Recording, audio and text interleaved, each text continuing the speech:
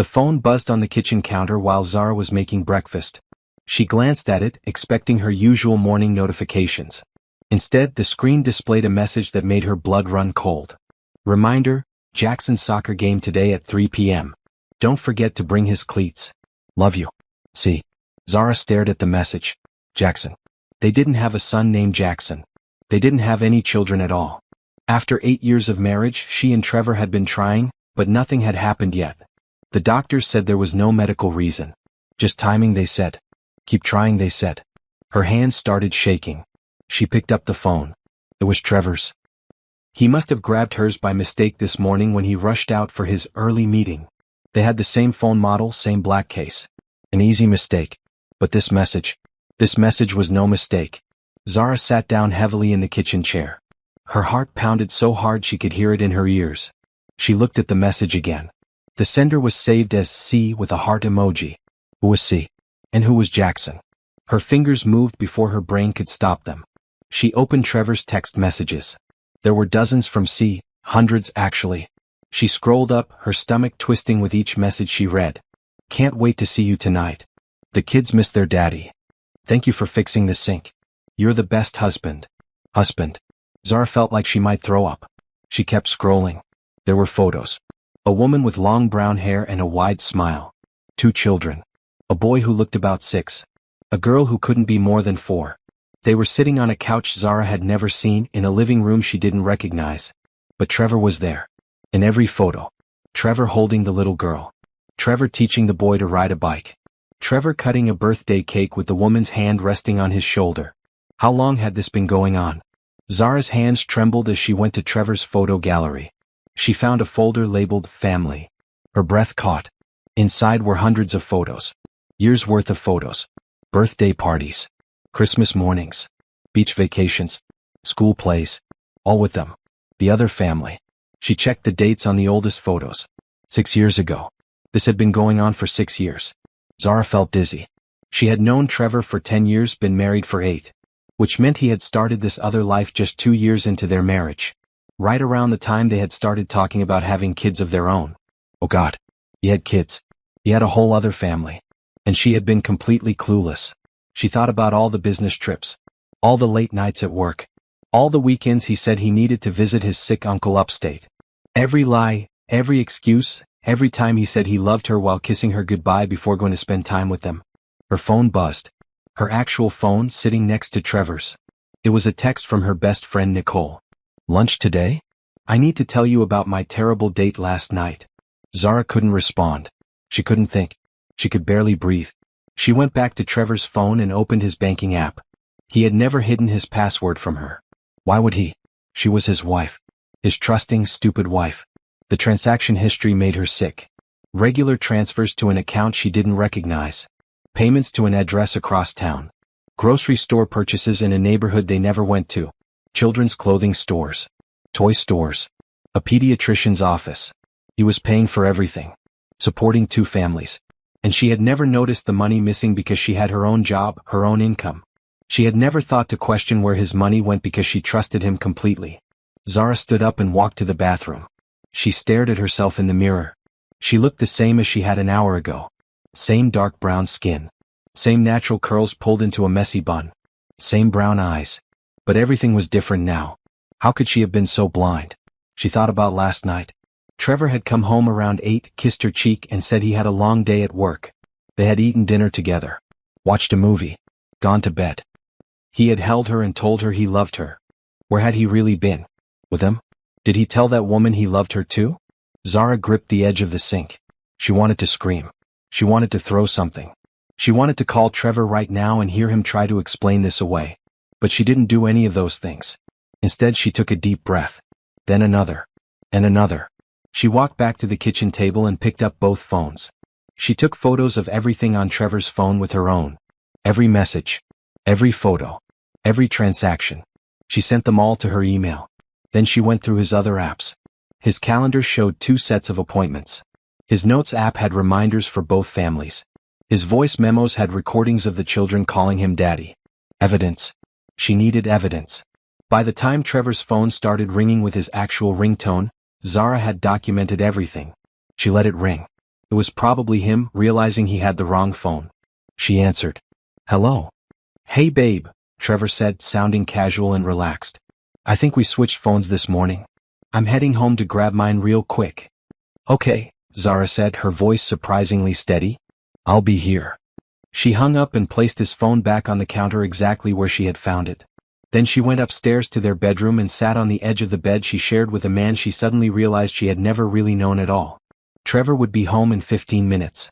Zara had 15 minutes to decide what kind of woman she was going to be. The kind who fell apart?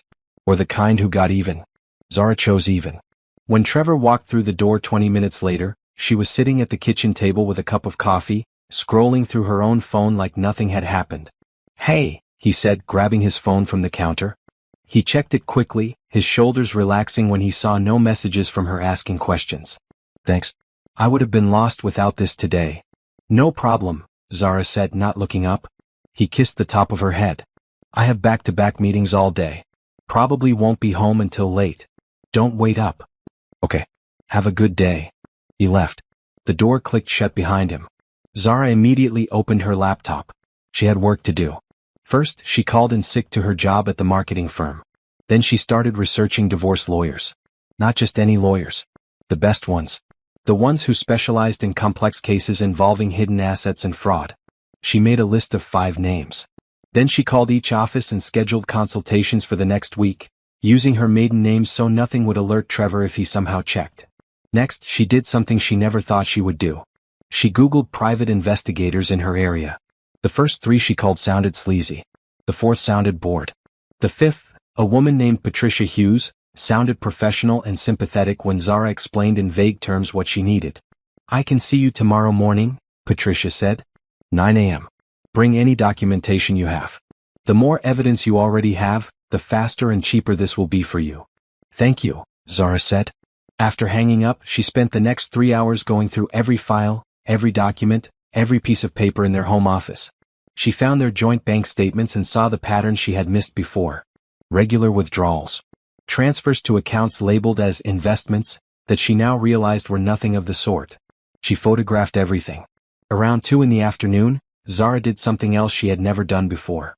She drove across town to the address she had found in Trevor's transaction history. It was a modest house in a neighborhood she had never been to before. Nice enough. A swing set in the backyard. Toys scattered on the front porch. A minivan in the driveway. Zara parked down the street and watched. At 3:15, a woman came out of the house with 2 children. The boy and girl from the photos. The woman was pretty in a casual way. Jeans and a t-shirt. Hair in a ponytail. She looked tired but happy as she buckled the kids into the minivan.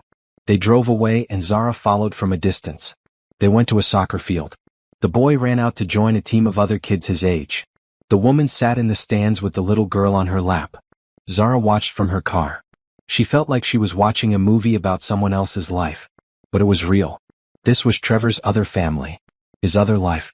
She didn't know how long she sat there. Long enough to see the game end. Long enough to see the boy run to his mother, excited and sweaty. Long enough to see them drive away again.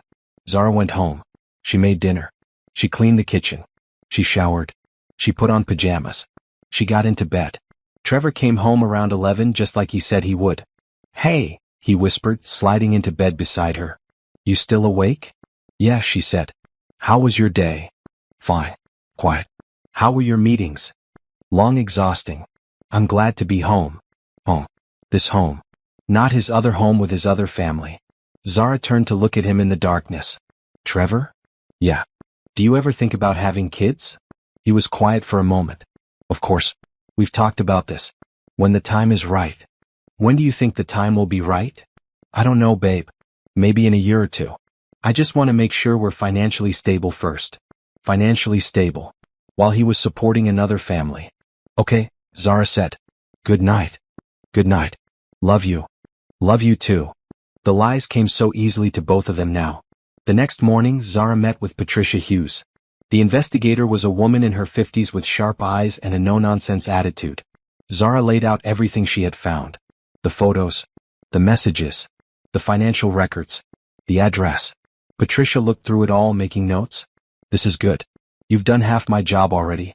But we need more. We need to document his movements. We need to prove the extent of his deception. We need evidence that will hold up if he tries to hide assets during the divorce. How long will that take? A month? Maybe 2. It depends on how careful we need to be. I can wait, Zara said. I've been waiting for 8 years without knowing it. I can wait a little longer. Patricia smiled grimly. You're handling this better than most people would. I haven't had time to fall apart yet, Zara admitted. Right now I'm just angry. Really, really angry. Good. Use that. Anger is better than sadness right now. Sadness makes you weak. Anger makes you smart. Zara hired her on the spot. Over the next 4 weeks, Patricia worked. She followed Trevor. She documented his schedule. She took photos of him entering and leaving the other house. She tracked his movements and proved without a doubt that he was living a double life. During those 4 weeks, Zara played the perfect wife. She smiled when Trevor came home. She kissed him goodbye in the mornings. She made dinners and watched movies and pretended everything was normal. But inside she was planning. She opened a new bank account at a different bank, one where Trevor had no access. She started transferring small amounts of her own money into it. Nothing he would notice. Just enough to build a safety net. She changed all her passwords. Her email. Her social media. Her online banking. Everything. She made copies of every important document and stored them in a safety deposit box he didn't know about. She called her mother's lawyer and asked about the money her mother had left her when she died 3 years ago. It was in a trust account. Trevor couldn't touch it. That money would be her lifeline. She documented everything Trevor did. Every lie. Every excuse. Every time he said he was one place but was actually somewhere else. By the end of the month, Patricia had a file 3 inches thick. This is more than enough, Patricia said when they met again. He doesn't have a leg to stand on. Between the proof of his other family and the financial fraud, any judge will side with you.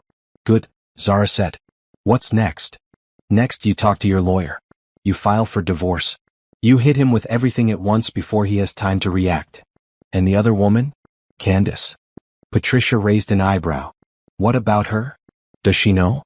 Does she know he's married to someone else? According to the investigation, no. She thinks he's her husband. He told her his name is Trevor Matthews. Uses his middle name as his last name. She has no idea you exist. Zara felt a complicated twist of emotions. Part of her hated this woman. Part of her felt sorry for her. But mostly she felt nothing. Candace was just another victim of Trevor's lies. Should I tell her? Patricia shrugged. That's up to you. Legally you don't have to. Morally that's your call. But if you do tell her, do it anonymously.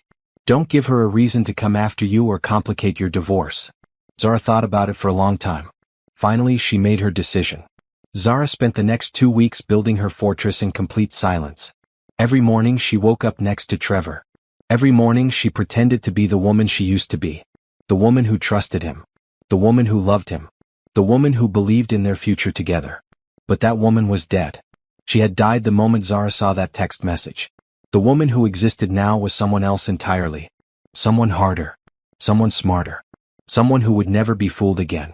During the day while Trevor was at work or at his other home, Zara met with lawyers. She chose a firm that specialized in high-conflict divorces. Her lawyer, a sharp woman named Janet Morrison, listened to everything and nodded. This is one of the clearer cases I've seen, Janet said. Between the fraud, the bigamy, and the financial deception, we can take him for everything he's worth. But we have to be strategic. We file everything at once. Divorce papers, restraining order if needed, asset freezes, everything. We don't give him time to hide money or prepare a defense. When? Zara asked. 2 weeks. That gives us time to make sure every document is perfect. Zara agreed. She went home and continued her performance. She cooked Trevor's favorite meals. She laughed at his jokes. She asked about his day and pretended to believe his answers. At night, alone in the bathroom while he slept, she cried silently into a towel. Not because she missed him. Not because she still loved him. But because she mourned the life she thought she had. The future she thought they would build together. All of it had been a lie. During this time, Zara also did something else. She reconnected with the parts of herself she had let fade during her marriage. Before Trevor, she had been a graphic designer. A good one. She had freelanced for years, building a small but successful business. But after they got married, Trevor had encouraged her to take a stable corporate job instead. Benefits, he had said. Security. She had listened. She had given up the work she loved for a steady paycheck. Now she started taking projects again. Small ones at first. A logo for a friend's new business. A website designed for a former client who reached out.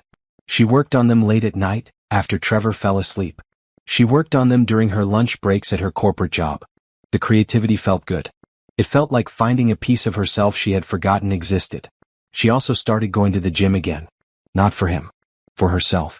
She needed to be strong for what was coming. Physically and mentally. She called old friends she had lost touch with. Friends Trevor had always found reasons for her not to see. Too busy. Too tired.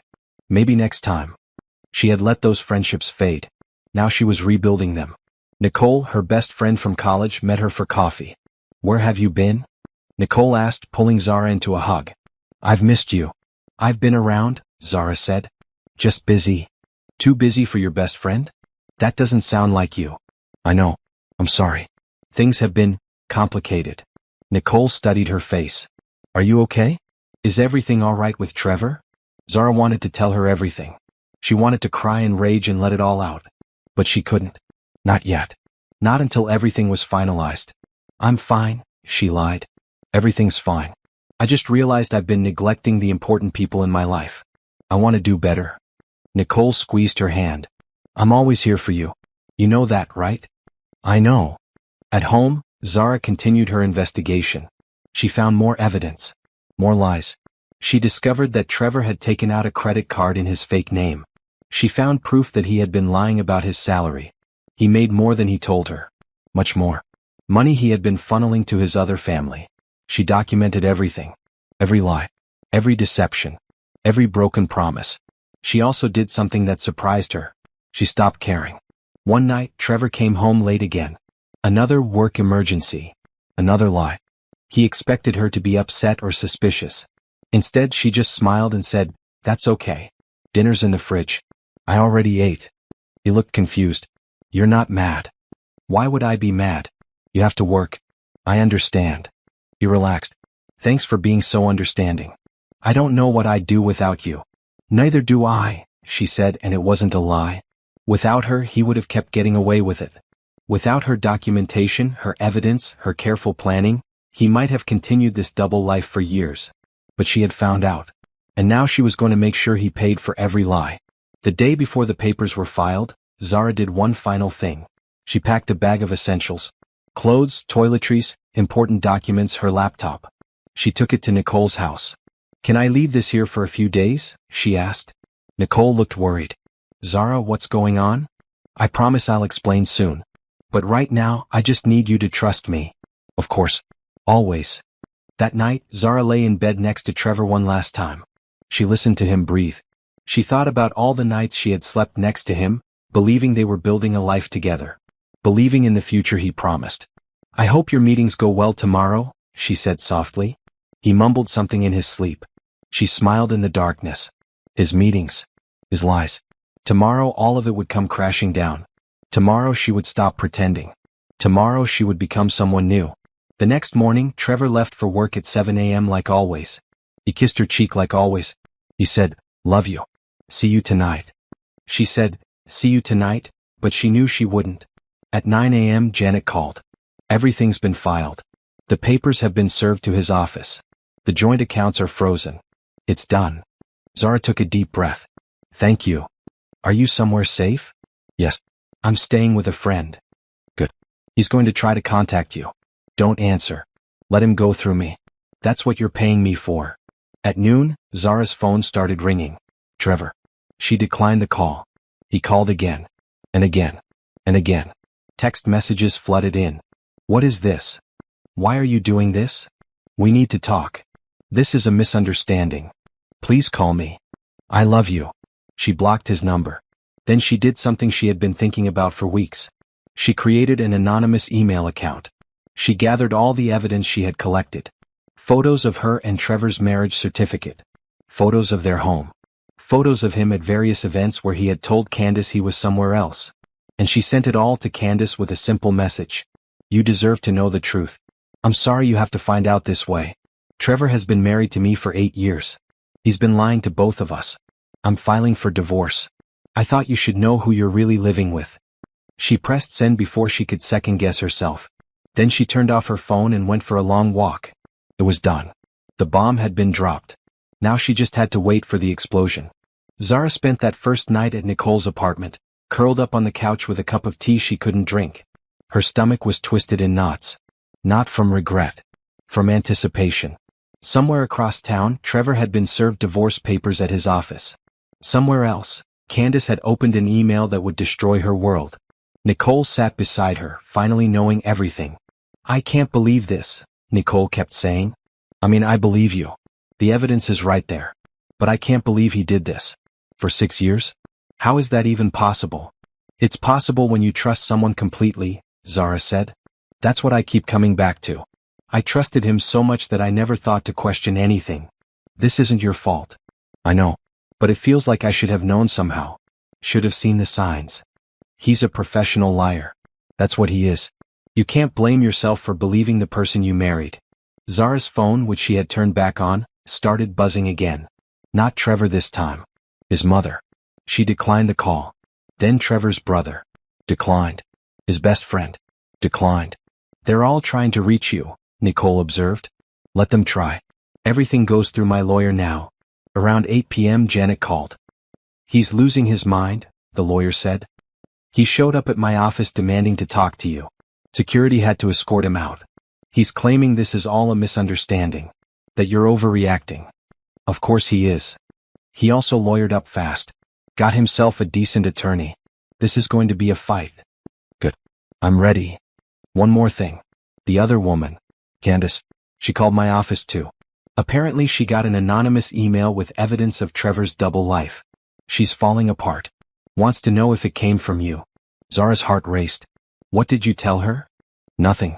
Client confidentiality. But between you and me, good move. She needed to know. And now we potentially have an ally if this goes to court. I don't want her as an ally. I don't want anything to do with her." "Understood. But her testimony could be useful." After hanging up, Zara tried to sleep. She couldn't. Her mind kept racing through everything that was happening. Everything that would happen next. The next morning she went to work. People stared. They whispered. Word had spread fast. Trevor worked in finance. She worked in marketing. Different buildings, same corporate campus. Everyone knew everyone. Her boss called her into his office. "I heard about your situation," he said carefully. "If you need time off." "I don't. Work is good for me right now. It keeps me focused." "All right. But if you change your mind, just let me know." She made it through the day by staying busy. By keeping her mind on projects and deadlines instead of the disaster that was her personal life. That evening she got a call from an unknown number. She almost didn't answer. But something made her pick up. "Hello? Is this Zara?" A woman's voice. Shaking. Angry. "Who is this?" "You know who this is. You sent me that email." "Candace." Zara's first instinct was to hang up. But she didn't. "Did you know?" Candace asked. "Did you know about me and my kids?" "Not until 2 weeks ago." 2 weeks? You've known for 2 weeks and you're just now telling me? I needed time to protect myself legally before everything blew up. Candace laughed bitterly. "Protect yourself. Right. Well, thanks so much for that. My entire life just fell apart. My kids are asking why their father isn't coming home. I can't pay my mortgage without his income. But at least you protected yourself." Zara felt a flash of anger. "I didn't do this to you." "He did. He lied to both of us. I'm not your enemy. You're not my friend either." "You're right. I'm not. And I don't want to be. I sent you that email because you deserve to know the truth. What you do with that information is up to you." There was silence on the other end. Then, how could we both be so stupid? We weren't stupid. We were in love with the wrong person. Were you? In love with him? Zara thought about it. I thought I was. Now I don't know if I ever really knew him well enough to love him. More silence. "I'm sorry for calling you," Candace finally said. I don't know what to do." "Get a good lawyer. Document everything. Protect yourself and your kids. That's all you can do." "Yeah. Okay." Pause. "Thank you. For the email. Even though I hate you a little bit for it." "I understand." Candace hung up. Zara sat there for a long moment, staring at her phone. She didn't feel good about that conversation. She didn't feel bad either. She just felt empty. Over the next few days, the situation escalated. Trevor tried everything to reach her. He sent flowers to her office. She threw them away. He sent letters to Nicole's apartment. She burned them without reading them. He tried to access their joint accounts and found them frozen. He tried to go to their house and found the locks changed. He was trapped and he knew it. His lawyer reached out to Janet with a settlement offer. He wants to negotiate, Janet told Zara. He's offering you 60% of the marital assets if you agree to a quick, quiet divorce. No. You sure? 60% is generous. He stole from me for 6 years. He committed fraud. He lied about everything. I want it all. Every penny. Every asset. Everything. That might not be realistic. Then we go to court. I'm not negotiating with him. He doesn't deserve that courtesy. Janet sighed. All right. We'll reject the offer. But prepare yourself. This is going to get ugly. It's already ugly. And it was about to get uglier. Trevor, desperate and cornered, started spreading lies. He told their friends that Zara had cheated. That she was mentally unstable. That she was trying to destroy him out of spite. Some people believed him. Most didn't. The evidence was too clear. But the ones who believed him, the ones who took his side, it hurt more than Zara expected. His mother called again. This time Zara answered. How could you do this to my son? She demanded. Did he tell you about his other family? His other kids? Silence. That's what I thought. Ask him about Jackson and Lily. Ask him about Candace. Then call me back if you still think I'm the villain here. She hung up. 10 minutes later, Trevor's mother called back. She was crying. I didn't know, she sobbed. He told me you were lying. But I called Candace. She answered. The kids were in the background calling for their daddy. Oh God, I didn't know. I know you didn't. I'm so sorry. For what he did to you. For not believing you. For everything. It's not your fault. He's my son. I raised him. I must have done something wrong. You didn't? He made his own choices. He's the only one responsible for this. They talked for another hour. Trevor's mother apologized over and over. She offered to testify on Zara's behalf if needed. She said she would never forgive her son for what he had done. When Zara hung up, she felt strangely lighter. Trevor's own mother had turned against him. His lies were collapsing. His world was crumbling. And Zara? She was just getting started. The next 2 months were a battlefield. Trevor fought dirty. He hired a team of lawyers who tried to paint Zara as vindictive and greedy. They claimed she was exaggerating his relationship with Candace. They argued that the money he spent on his other family was minimal and didn't constitute fraud. They were grasping at straws and everyone knew it. In court, Janet presented the evidence methodically and brutally. Photos of Trevor with his other family spanning 6 years. Financial records showing hundreds of thousands of dollars diverted from their joint accounts. Text messages where Trevor used different names and maintained separate lives. The judge was not impressed with Trevor's defense. Mr. Mitchell, the judge said, looking over his glasses at Trevor. You maintained 2 households. You fathered children with another woman while married. You created false financial accounts. You lied under oath about your income. This isn't a case of marital disagreement. This is systematic fraud and deception. Trevor's lawyer tried to argue. The judge cut him off. I'm awarding Mrs. Mitchell 70% of all marital assets. That includes the house, the investments, the retirement accounts, everything accumulated during the marriage. Mr. Mitchell, you're also responsible for all court costs and attorney fees for both parties. Trevor looked like he might be sick. Furthermore, the judge continued, I'm ordering an investigation into your finances to determine if there are any hidden assets. If we find any, they will be seized and awarded to Mrs. Mitchell as well. It was everything Zara had hoped for and more. Trevor tried one more time to talk to her outside the courthouse. He pushed past Janet and grabbed Zara's arm. Please, he said. We can fix this. We can go to counseling. I'll do whatever you want. Just don't throw away 8 years of marriage. Zara looked at his hand on her arm. Then at his face. The face she had kissed goodnight for years. The face that had lied to her over and over. Let go of me, she said quietly. Zara, please. Let go. He dropped his hand. Janet stepped between them. Mr. Mitchell, if you touch my client again, I'm filing a restraining order. Do you understand? Trevor looked desperate. Broken. I love you, he said to Zara. I know I messed up, but I love you. No, Zara said. You don't love me. You love having someone to lie to. You love having someone who trusted you completely. But that person is gone. I'm someone different now. And you don't get to touch me or talk to me or be any part of my life ever again. She walked away without looking back. Back at work, things were complicated. Some colleagues supported her. Others gossiped. A few treated her like she was contagious, like divorce was something they could catch. But Zara didn't care anymore. She had stopped caring what people thought the moment she found out about Trevor's lies. She threw herself into her work. Not the corporate marketing job she had taken to please Trevor. The design work she loved. The freelance projects that made her feel creative and alive.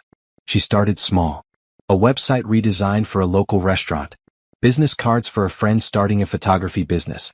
A logo for a nonprofit. Word spread. Her old clients from before her marriage started reaching out. They had seen her work. They remembered how good she was. They wanted to hire her again. Within 3 months, she had more projects than she could handle alone. She made a decision. She quit her corporate job and went back to freelancing full-time. It was risky. It was scary. But it felt right. Nicole was supportive but worried. Are you sure? That job had benefits. Security. Security is an illusion, Zara said. I had a marriage. I had a house. I had a husband I trusted completely. And all of it was a lie. So no, I'm not interested in security anymore. I'm interested in being happy. She rented a small office space downtown. Nothing fancy. Just a room with good light and enough space for her desk and computer. She painted the walls herself. A soft blue that made her feel calm. She put up a sign, Zara Wilson Design. Wilson was her maiden name. She was taking it back officially as part of the divorce. Her first official client as an independent business owner was a startup tech company that needed a complete brand identity. They offered her more money than she made in 3 months at her old corporate job. She worked late nights and early mornings.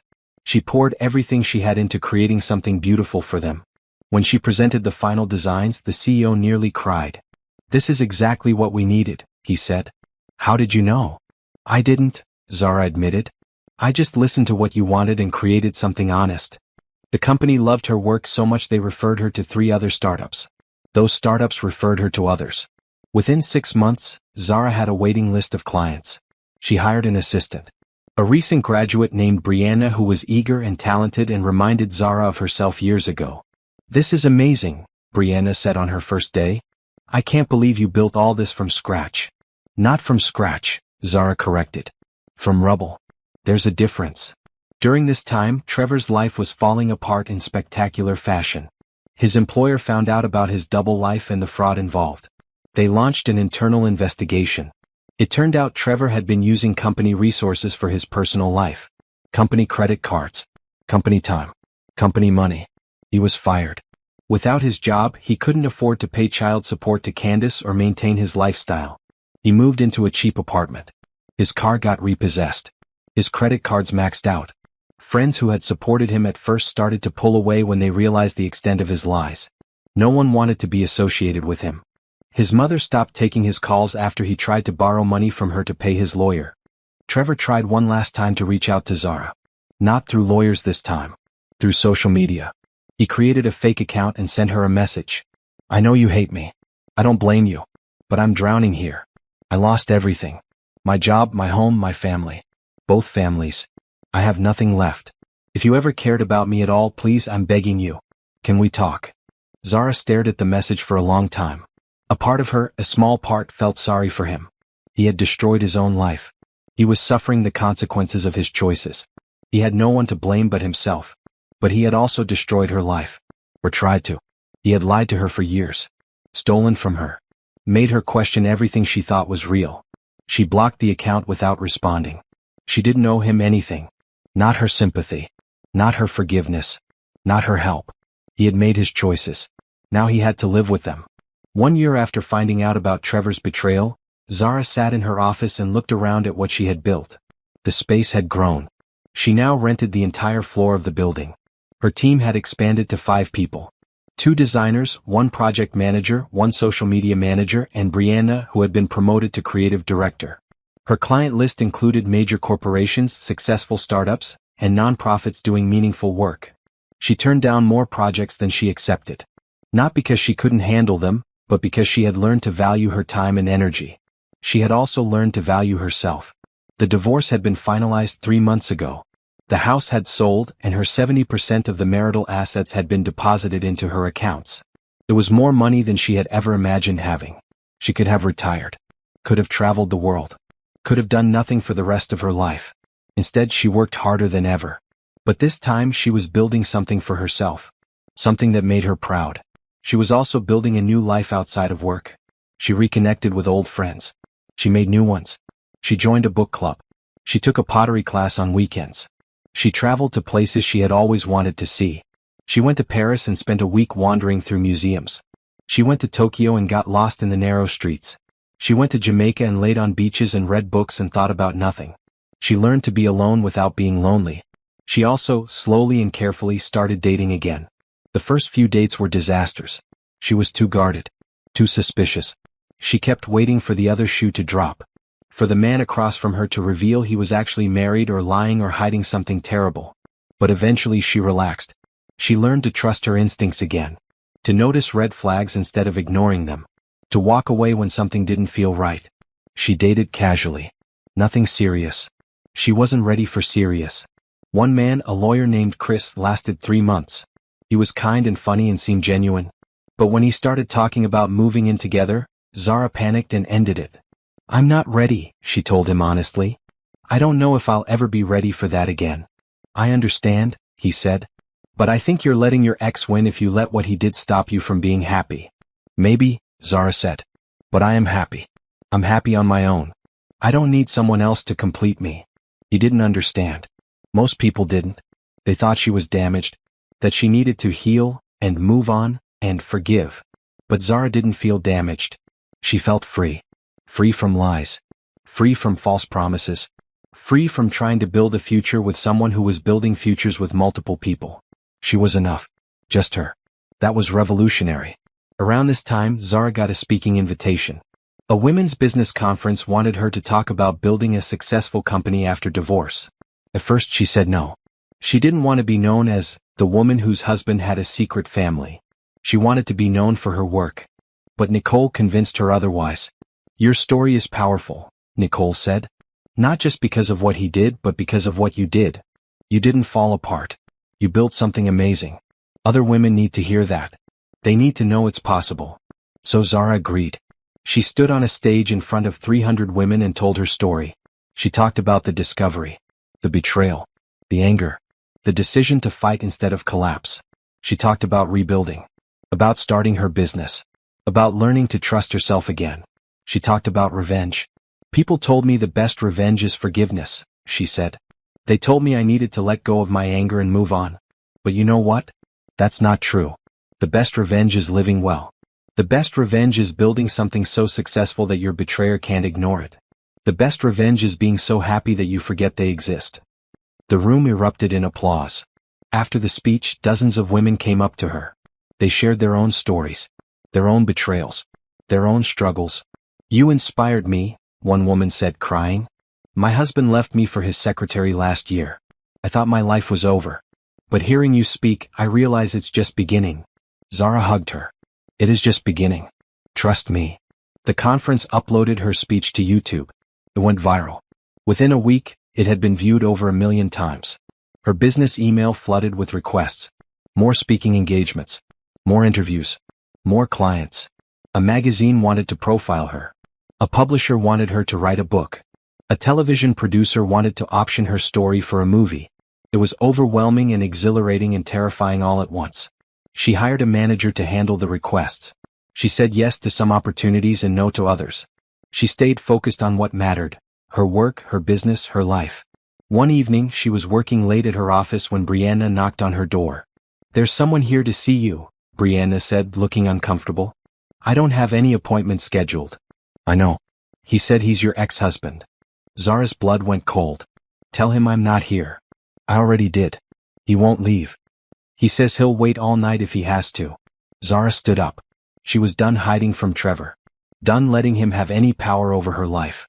"Call security," she said. "If he's not gone in 5 minutes, have them remove him." "Are you sure? He looks pretty desperate." "I don't care how he looks. He doesn't get to show up at my business and demand my time." Brianna nodded and left.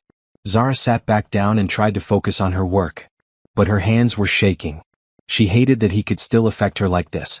Hated that just his presence in the building made her anxious. For minutes later, Brianna came back. He's gone. Security escorted him out. Did he say anything? Just that he needed to talk to you. That it was important. It's not. If he comes back, don't even tell me. Just have security handle it. That night, Zara went home to her new apartment. A beautiful loft with floor-to-ceiling windows and exposed brick walls.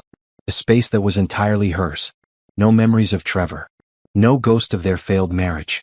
She poured herself a glass of wine and stood at the window, looking out at the city lights. She had come so far in 1 year. From broken to powerful. From victim to victor. But she still had moments like this. Moments where Trevor's shadow tried to darken her life. Moments where she felt the old fear creeping back in. She wouldn't let it win. She raised her glass to her reflection in the window. To me, she said. For surviving. For thriving. For winning. She drank deeply and smiled. The future was hers now. And it was going to be spectacular. Trevor's life had become unrecognizable. Not that Zara was keeping tabs. She wasn't. But information had a way of finding her anyway. Through mutual friends who couldn't help but share. Through his mother, who still called Zara occasionally to apologize and update her. Through the simple fact that his downfall was so complete that people talked about it. He had lost his job. Lost his apartment when he couldn't make rent. Lost his car. Lost any semblance of the life he had once lived. He was crashing on his brother's couch. His brother's wife wasn't happy about it.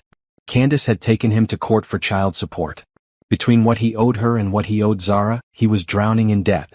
He had declared bankruptcy, but it didn't erase everything. He was working 3 part-time jobs. Delivery driver. Retail stock person. Night shift at a warehouse. None of them paid well. All of them were exhausting. He had tried to reach out to old friends for help. Most had stopped responding to his calls. His mother had offered to help initially, but after he asked for money one too many times, she had set firm boundaries. She would give him emotional support but no financial help. He had made his bet, she said. Now he had to lie in it. Trevor was desperate. And desperate people do desperate things.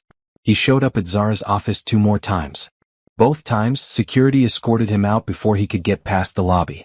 He tried calling from different numbers. She blocked them all. He tried emailing her business account. Her assistant filtered them to spam. He tried reaching her through Nicole. Nicole told him to go to hell and blocked him too. Finally, he tried something that actually got her attention. He went to the media. A local news station ran a story, "Man claims ex-wife destroyed his life out of spite." In the interview, Trevor painted himself as the victim. He admitted to making mistakes. To stepping outside the marriage. To not being honest. But he claimed Zara's response was vindictive and extreme. He said she had taken everything from him, left him with nothing, refused to show any mercy. He cried on camera. Said he just wanted a chance to rebuild his life.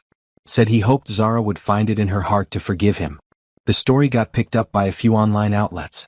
Some people believed him. Most didn't. But it made Zara angry. Not the kind of angry that makes you irrational. The kind that makes you focused. She called Janet. "I saw the interview," Janet said before Zara could speak. "I'm already drafting a statement. We'll release it tomorrow with the court documents proving everything he did. The fraud. The deception. The financial abuse. He just opened himself up to public scrutiny and trust me, he's going to regret it." "Good," Zara said. The next day, Janet released a detailed statement along with redacted court documents. The documents showed everything. Trevor's lies. His secret family. The money he stole. The systematic deception. The media narrative flipped instantly. "Man who maintained secret family for 6 years claims ex-wife is vindictive," read one headline. "Bigamist cries victim after consequences of his actions," read another. Trevor's interview became a joke. Memes spread online. People mocked him. Called him out. Demanded the original news station retract the story. The station issued an apology. Said they should have investigated more thoroughly before giving Trevor a platform. Trevor disappeared from public view after that. No more interviews. No more attempts to contact Zara. But his desperation didn't end. It just changed form. He started posting on social media. Long rants about how unfair the divorce system was. How men were always painted as villains. How women got away with destroying men's lives. He joined online groups of divorced men who blamed their ex-wives for everything. He became an angry voice in an echo chamber of bitterness. His mother called Zara again. "I don't know what to do with him. He's so angry all the time. He won't take responsibility for anything. He just keeps blaming you." That's not my problem, Zara said gently but firmly. I know. I'm sorry. I shouldn't have called.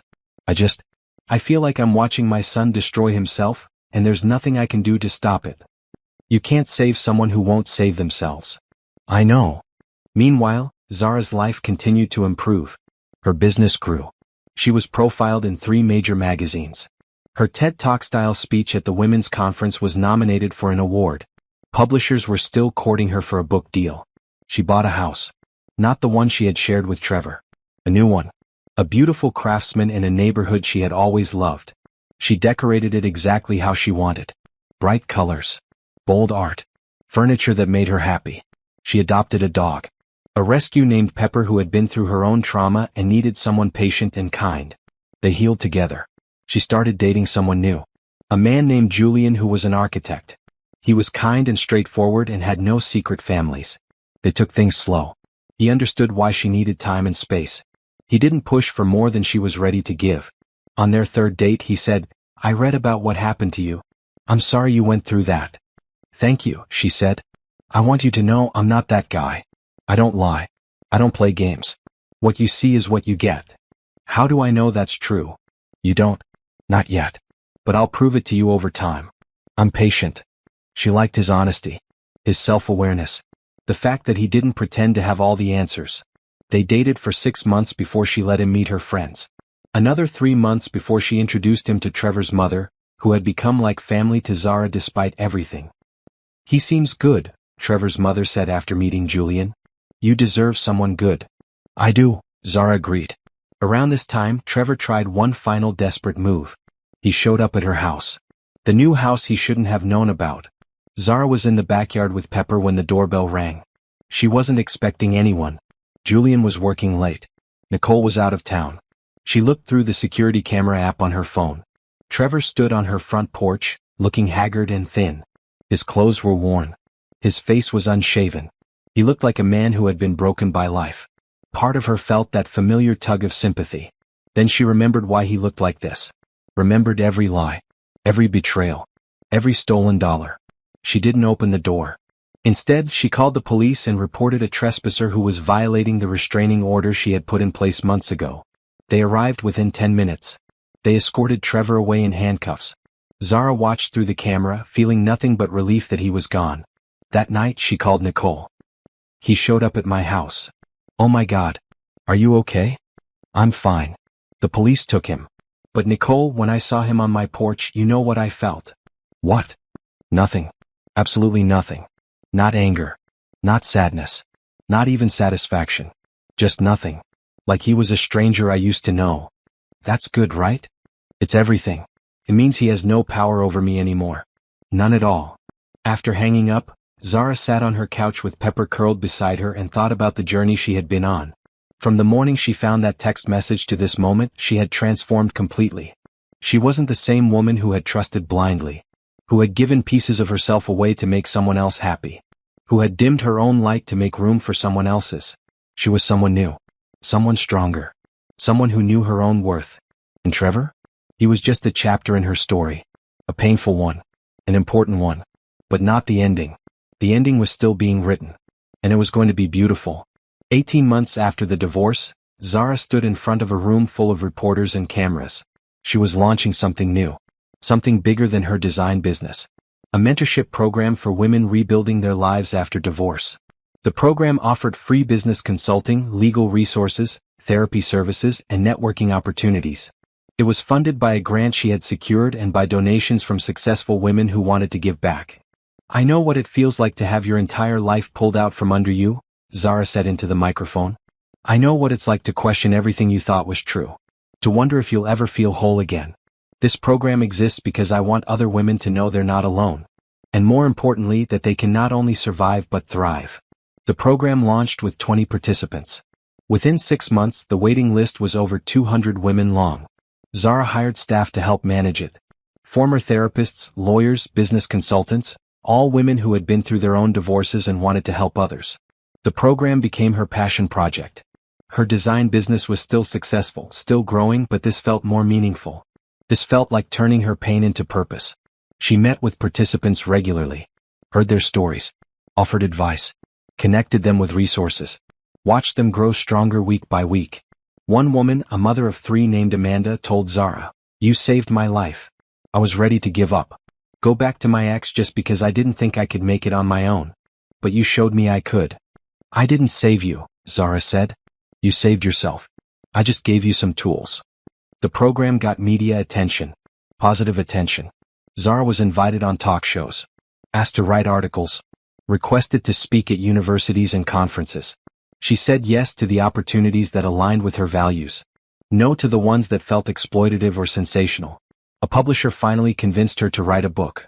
Not a memoir about Trevor and his betrayal. A guide for women rebuilding after divorce. Practical advice mixed with personal stories from her and the women in her program. She spent 6 months writing it. Late nights after work. Weekends at coffee shops. Early mornings before the rest of the world woke up. When it was finished, she felt proud. It was honest and helpful and real. The book launched to strong sales. It hit bestseller lists. It reached women who needed it. Zara did a book tour. 20 cities in 30 days. She was exhausted but energized. Every event was packed with women who wanted to share their stories, who wanted to thank her, who wanted to know how to start over. "You're changing lives," Julian told her on the phone one night when she was in Seattle for an event. "I'm just sharing what I learned," she said. "That's how you change lives." Julian had become a steady presence in her life. They had been dating for over a year now. He had proven himself patient and trustworthy and genuine. He didn't push for more than she was ready for. He supported her work and her growth. He made her laugh. She loved him. Not the desperate, all-consuming love she thought she had for Trevor. Something quieter, steadier, more real. When she got back from the book tour, he took her to dinner at the restaurant where they had their first date. "I have something I want to talk to you about," he said. Zara felt a flash of panic. Here it comes, she thought. He wants to get married. He wants to move in. He wants something I'm not ready to give. But Julian knew her well. He saw the fear in her eyes. "It's nothing scary," he said quickly. "I just want you to know that I'm happy with things exactly as they are. I don't need more. I don't need labels or commitments or timelines. I just want to keep being part of your life in whatever way you're comfortable with." Zara felt tears in her eyes. "You mean that?" "Completely. You've been through hell. You've rebuilt yourself into someone amazing. I'm not going to pressure you to be anything other than exactly who you are right now." She reached across the table and took his hand. "Thank you." "For what?" "For understanding. For being patient. For not making me feel broken because I'm still figuring out how to trust people." "You're not broken. You're careful. There's a difference." That night, Zara realized something important. She could be happy without being healed. She could build a beautiful life while still carrying scars. She didn't have to be perfect or completely over her trauma to deserve good things. She was enough. Right now. As she was. Meanwhile, Trevor had violated his restraining order again. He was sentenced to 30 days in jail. When he got out, his brother refused to let him return to the couch. His mother maintained her boundaries. He had nowhere to go. He ended up in a homeless shelter. Working odd jobs. Barely surviving. Some people felt sorry for him. Zara didn't. She didn't feel anything for him anymore. Not hate. Not sympathy. Just indifference. He had destroyed himself. She had simply removed herself from the path of his destruction. Around this time, Candace reached out. Not by phone this time. By email. "I know we agreed not to contact each other," the email read. "But I wanted you to know that I'm okay now. I got a good job. My kids are doing well. I'm dating someone who treats me with respect. I'm building a new life. I wanted to thank you for sending me that email 2 years ago. As much as it hurt at the time, it set me free. I hope you're doing well too." Zara wrote back a short reply. "I'm glad you're okay. Thank you for letting me know. Take care of yourself." She didn't want to be friends with Candace. Didn't want to maintain any connection. But she was glad Candace had found her way forward too. They were both survivors of the same liar. They both deserved to be happy. 6 months later, Zara opened a second office for her design business in another city. She expanded her team to 15 people. She won industry awards. She was interviewed for documentaries about women in business. Her mentorship program expanded too. They now served women in 5 states. The success stories kept coming. Women who had gone from broken to business owners. From victims to victors. Zara's house was filled with thank you cards and letters from women whose lives had changed. She kept them all in a box in her office. On hard days, she read through them as a reminder of why her pain had been worth it. She was making a difference, creating ripples of change that extended far beyond her own story. One evening, she was working late at home when Julian came over with takeout. "You're always working," he said, kissing her cheek. "I love what I do." "I know. It's one of my favorite things about you. Your passion." They ate dinner on her couch, Pepper sprawled across both their laps. "Can I ask you something?" Julian said. "Always. Do you ever think about him? Trevor?" Zara thought about it honestly. "Not really. Sometimes something will remind me of that time in my life. But him specifically? No. He's irrelevant to me now. That must feel good. It feels like freedom." They talked late into the night. About their dreams. Their plans. Their hopes for the future. Zara went to bed that night feeling content. Her life wasn't perfect. She still had moments of doubt and fear. Still sometimes woke up anxious for no reason. Still struggled with trust. But she was happy. Genuinely, deeply happy. She had built this life from nothing. From the ashes of betrayal and lies, she had created something beautiful and meaningful. And the best part? She had done it entirely on her own terms. 2 years and 3 months after finding out about Trevor's secret family, Zara was at her office preparing for a major presentation. Her company had been selected to redesign the brand identity for a Fortune 500 company. It was the biggest project she had ever landed. Her team was ready. The presentation was polished. Everything was perfect. Then Brianna knocked on her door with a worried expression. "He's here again," she said quietly. Zara didn't need to ask who. She felt it in her gut. "Did you call security?" "They're on their way. But he's making a scene in the lobby. He's demanding to see you. Saying he won't leave until you talk to him." Zara took a deep breath. She was done with this. Done with Trevor inserting himself into her life. Done with letting him disrupt her peace. "Tell security to wait," she said, standing up. "I'll talk to him. One last time. Then I never want to see him again." "Are you sure?" "Completely." Zara walked to the lobby. Trevor was there, looking even worse than last time. Thinner. Older. Defeated. When he saw her, his face crumpled. "Zara. Thank God. I've been trying to reach you." "Outside," she said firmly. "Not here." She led him to the street outside her building. Her building. Her business. Her success. Everything she had built without him. They stood on the sidewalk and Trevor stared at her like he was seeing a ghost. "You look amazing," he said. "I saw your book. I saw the interviews. You're doing so well." "What do you want, Trevor?" "I need help. I'm barely surviving. I lost everything. I can't pay my debts. I can't afford a place to live. I'm drowning." "And you came to me? You're the only person who might understand. Who might care enough to help." Zara almost laughed. "You think I care about you? We were married for 8 years. That has to mean something." "It meant something until I found out you were living a complete lie. Until I discovered you had another family. Another life. Until I realized everything we had was based on deception. I know I messed up." "Messed up?" "Trevor, you didn't mess up. You made deliberate choices every single day for 6 years. You looked me in the eye and lied. You stole from me. You betrayed me in every way possible. That's not a mess up. That's who you are." His face hardened. "So you're just going to watch me suffer? After everything we had together?" "We didn't have anything together. That's the point. There was no we. There was you lying to multiple people and us believing those lies. I apologized. I've tried to make things right." "No, you haven't. You've tried to avoid consequences. You've tried to make yourself the victim. You've never once taken real responsibility for what you did. I lost everything. You destroyed everything. There's a difference." Trevor's desperation turned to anger. "You did this to me. You took everything in the divorce. You turned everyone against me. You ruined my reputation. You made it impossible for me to rebuild my life. I held you accountable. That's all I did. The rest? That's all you. I came here to ask for help. Not for much. Just enough to get back on my feet. You have money now. You're successful. You could help me and not even notice the difference." Zara stared at him. "You really don't get it, do you?" "Get what?" "I don't owe you anything. Not my money. Not my sympathy. Not my help. Nothing. You spent years taking from me. My trust. My love. My money. My time. Years of my life that I can never get back. You took and took and took and you never gave anything real in return.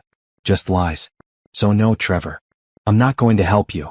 I'm not going to give you one more second of my energy or one more dollar of my money. So that's it? You're just going to let me suffer? You're suffering because of your own choices, not because of me. I moved on. I rebuilt. I created something beautiful from the wreckage you left behind. What you do with your life now is your problem, not mine. You're cold, he spat. You're heartless. I used to love you and now I don't even recognize you. Good, Zara said calmly. Because the woman you loved was someone who didn't know her own worth. Someone who made herself smaller to make room for you. That woman is gone. I'm someone better now. Someone stronger. Someone who will never let anyone treat her the way you did ever again. I hope you're happy, Trevor said bitterly. I hope all this success and money makes you happy, because you're going to end up alone. Zara smiled. Actually smiled. I'm not alone. I have friends who value me. A partner who respects me. A business I'm proud of. A life I love. I have everything I need. What do you have, Trevor? He didn't answer. He couldn't. This is the last time we're going to speak, Zara said. I want you to know something. I don't hate you. I don't think about you enough to hate you. You're just someone I used to know who taught me what I don't want in my life. Thank you for that lesson. Now please leave and don't come back. She turned and walked back into her building without waiting for his response. Her hands were shaking. Her heart was racing. But she felt powerful. Like she had finally closed a door that had been stuck open for too long.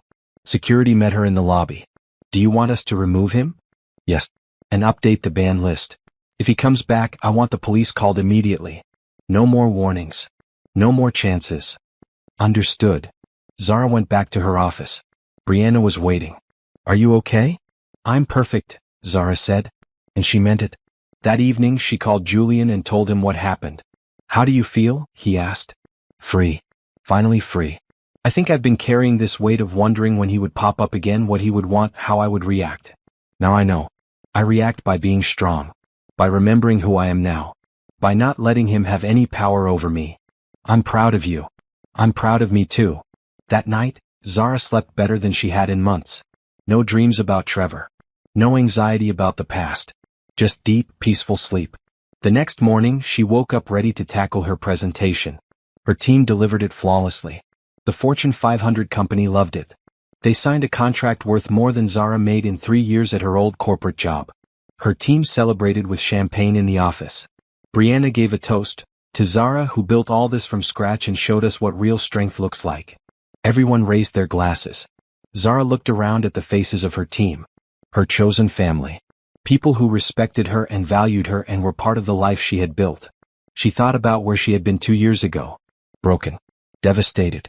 Wondering how she would survive. And look at her now. Surviving wasn't even the goal anymore. She was thriving. She had won. Not by destroying Trevor.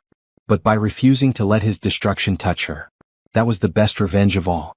2 years and 7 months after discovering Trevor's betrayal, Zara stood in her new home and looked around with satisfaction. She had sold the house she bought after the divorce and upgraded to something even better. A stunning modern home with a view of the city. 3 bedrooms, an art studio, an office, a yard for Pepper. It was perfect. Julian helped her hang the last painting in the living room. They had officially moved in together 3 months ago. It had felt right. Natural. Not scary like she thought it would be. This place is incredible, he said, stepping back to admire their work. We're incredible, Zara corrected. Her phone rang. It was her editor. Your book just hit the New York Times bestseller list, the editor said. Number 3. Zara screamed. Julian looked confused until she told him, then he picked her up and spun her around. I'm so proud of you, he said when he put her down. We should celebrate. That night, they had dinner with Nicole and her new girlfriend Simone. They toasted to success, to friendship, to new beginnings. I can't believe how far you've come, Nicole said.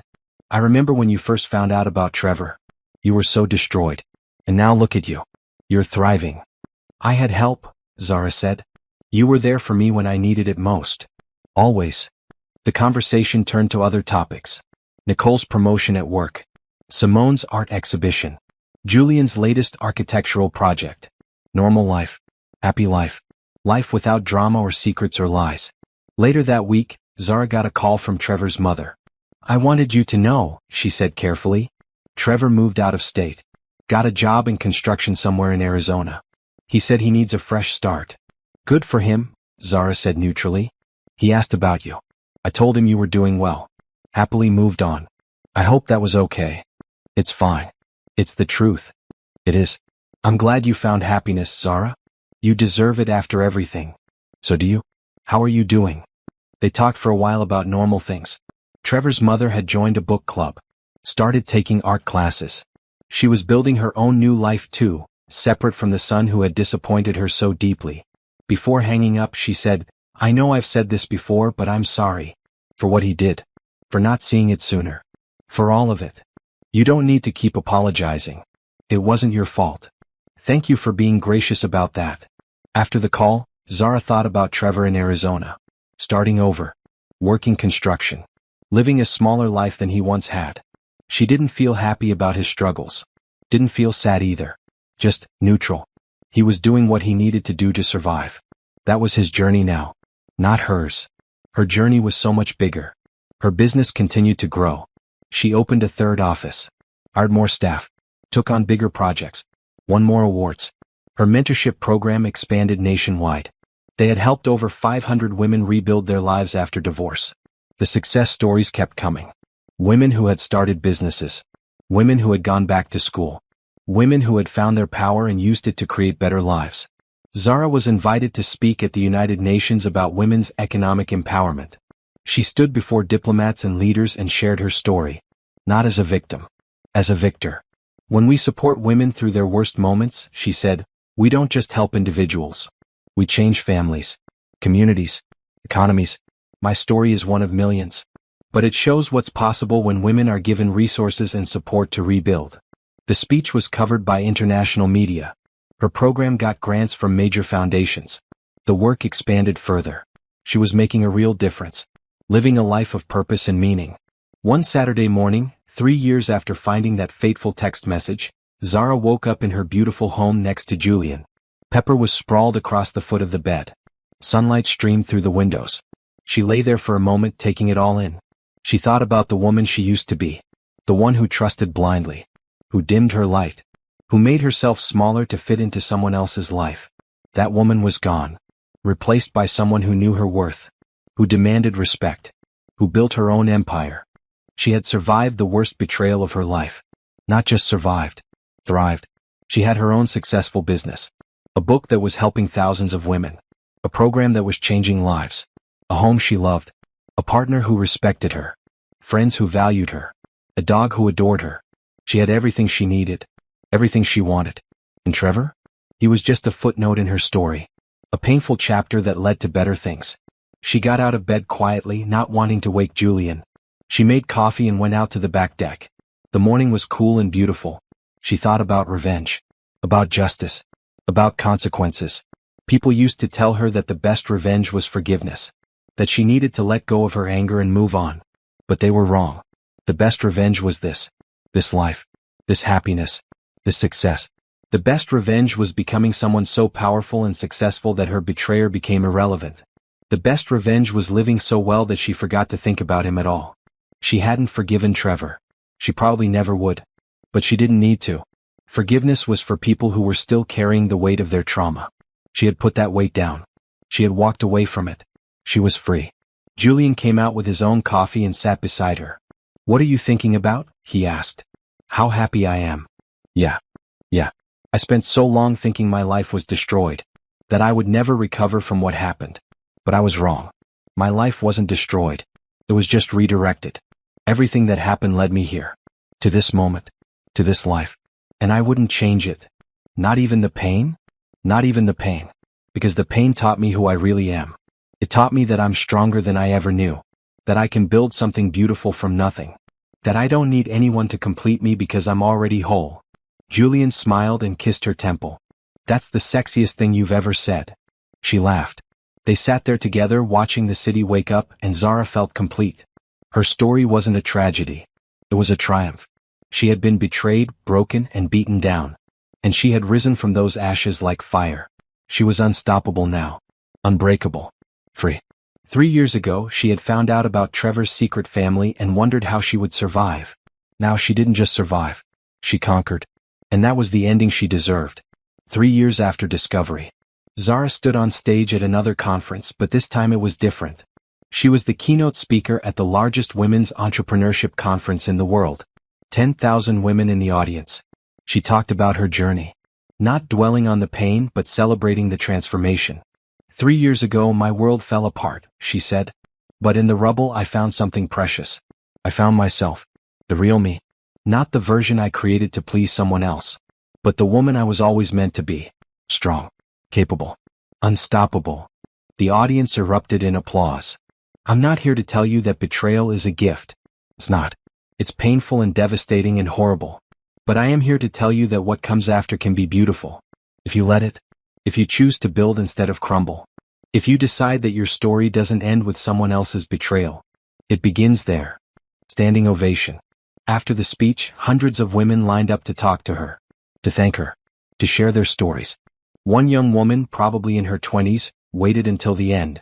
My husband just left me, she said, crying. He said he's in love with someone else. I feel like my life is over. How did you do it? How did you become this? Zara took her hands. One day at a time. One decision at a time. Decide to survive. Then decide to thrive. It won't be easy. But I promise you it will be worth it.